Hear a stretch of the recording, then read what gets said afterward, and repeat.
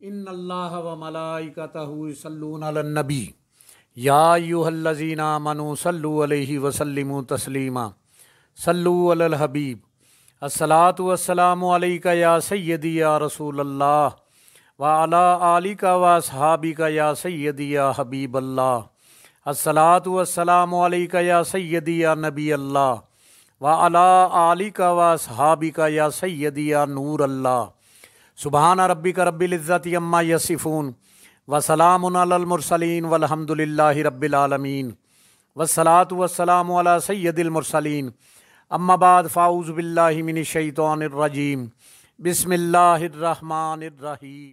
قوم عاد کی آندھی۔ قوم عاد مقام احقاف میں رہتی تھی جو عمان و حضر موت کے درمیان ایک بڑا ریگستان ہے۔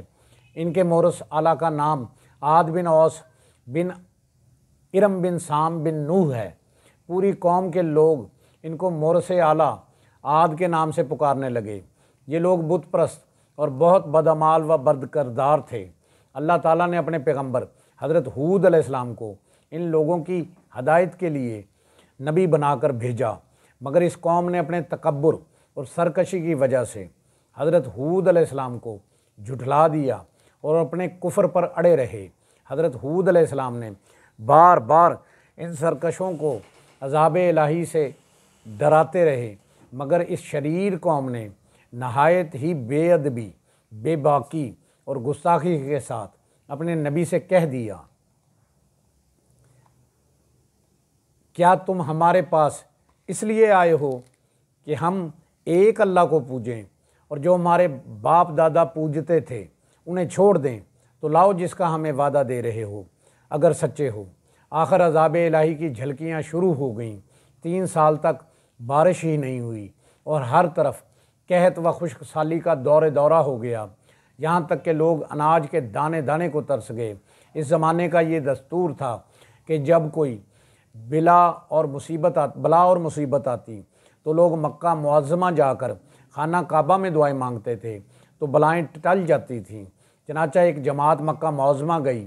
اس جماعت میں مرثد بن سعد نامی ایک شخص بھی تھا جو مومن تھا، مگر اپنے ایمان کو قوم سے چھپائے ہوئے تھا۔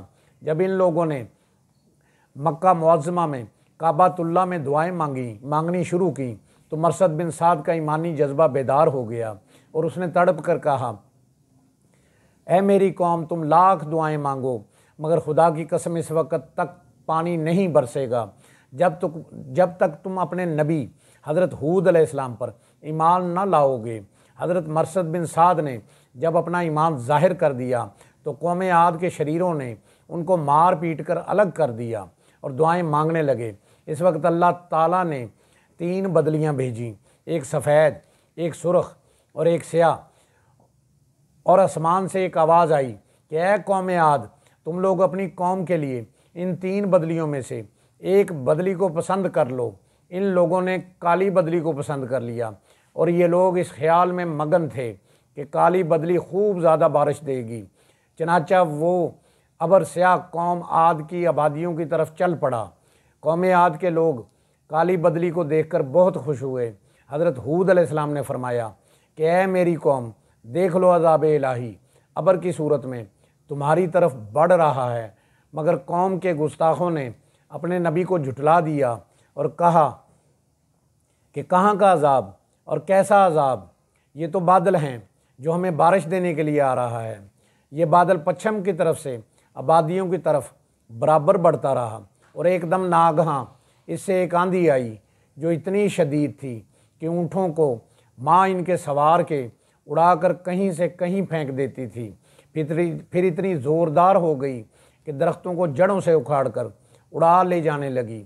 یہ دیکھ کر قوم عاد کے لوگوں نے اپنے سنگین محلوں میں داخل ہو کر دروازوں کو بند کر لیا، مگر آندھی کے جھونکے نہ صرف دروازوں کو اکھاڑ کر لے گئے بلکہ پوری عمارتوں کو جھنجھوڑ کر ان کی اینٹ سے اینٹ بجا دی۔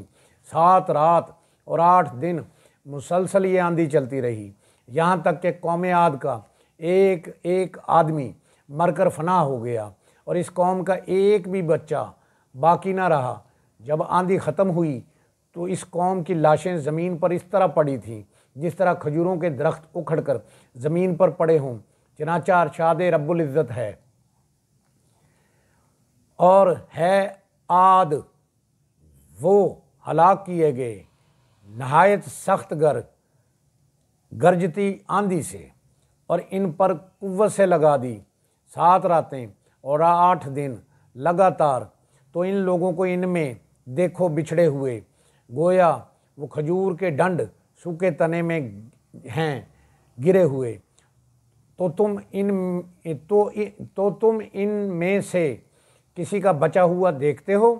پھر قدرت خداوندی سے کالے رنگ کے پرندوں کا ایک غول نمودار ہوا، جنہوں نے ان کی لاشوں کو اٹھا کر سمندروں میں پھینک دیا، اور حضرت ہود علیہ السلام اس بستی کو آپ نے چھوڑ دیا، اور چند مومنین کو جو آپ پر ایمان لائے تھے ساتھ لے کر مکہ مکرمہ چلے گئے، اور آخر زندگی تک بیت اللہ شریف میں عبادت کرتے رہے۔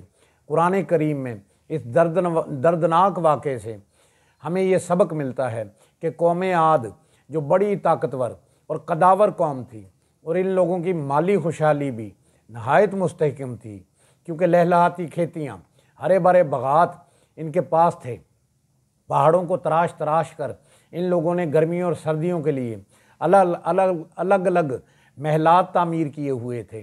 ان لوگوں کو اپنی کثرت اور طاقت پر اتنا اعتماد تھا اور اتنا گھمنڈ تھا، اور سامان عیش و عشرت پر بڑا ناز تھا، مگر کفر اور بدکاریوں کی نحوست نے ان لوگوں کو قہر الہی کے عذاب میں اس طرح گرفتار کر دیا کہ آندھی کے جھونکوں اور جھٹکوں نے ان کی پوری آبادی کو جھنجھوڑ کر چکنا چور کر دیا، اور اس پوری قوم کے وجود کو صفحہ ہستی سے اس طرح مٹا دیا کہ ان کا نشان باقی نہ رہا۔ تو پھر بھلا ہم لوگوں جیسی کمزور قومیں کہاں کیا حیثیت رکھتی ہیں عذاب الہی کے جھٹکوں کی تاب لا سکیں؟ اس لیے جن لوگوں کو اپنی اور اپنی نسلوں کی خیریت اور بقا منظور ہے، انہیں لازم ہے کہ وہ اللہ، رسول عز و جل اور نبی پاک صلی اللہ علیہ وآلہ وسلم کی نافرمانیوں اور بدعمالیوں سے ہمیشہ بچتے رہیں، اپنی کوشش اور طاقت بھر اعمال صالح اور نیکیاں کرتے رہیں، ورنہ قرآن پاک کی آیتیں ہمیں جھنجھوڑ کر یہی سبق دے رہی ہیں کہ نیکی میں تاخیر نہ کر۔ قرآن پاک میں پڑھ لو، یعنی بہت سی بستیاں اپنی بدکاریوں اور بدعمالیوں کی وجہ سے برباد کر دی گئیں، اور دوسری آیت میں یہ بھی پڑھ لو، اور اگر بستیوں والے ایمان لاتے اور ڈرتے تو ضرور ہم ان پر آسمان اور زمین سے برکتیں کھول دیتے، مگر انہوں نے جھٹلایا تو ہم نے انہیں ان کے کیے میں گرفتار کر دیا۔ اللہ پاک سے دعا ہے جن سے وہ پیار کرتا ہے ہمیں ان کا ادب عطا کرے، اپنے نیک بندوں کی صحبت عطا فرمائے، ہمیں بادب بعمل عاشق رسول بنائے۔ اللہ کریم ہمیں راہ حق پر چلنے کی، حق بات کہنے کی، سننے کی اور اس پر عمل کرنے کی توفیق عطا فرمائے۔ ہم سب کی جان آقا کریم صلی اللہ علیہ وآلہ وسلم کا فرمان عالی شان ہے، جو شخص میری امت میں نیکی پھیلائے یا اچھی بات پہنچائے، اللہ اس سے پیار کرتا ہے اور جنت اس کا مقدر ہے۔ گناہ گار ہیں، بدکار ہیں، سیاہ کار ہیں میرے مولا، جو بھی ہیں تیرے محبوب کی امت میں سے ہیں۔ یا الہی کر کرم کروا کرم، دونوں جہاں میں رکھ شرم۔ جس کسی نے بھی دعا کے واسطے یا رب کہا، کر دے پوری آرزو ہر بے کس و مجبور کی۔ جس کسی نے بھی دعا کے واسطے یا رب کہا، کر دے پوری آرزو ہر بے کس و مجبور کی۔ آمین بجاہ نبی الکریم الامین، وآخر دعواہم ان الحمد للہ رب العالمین۔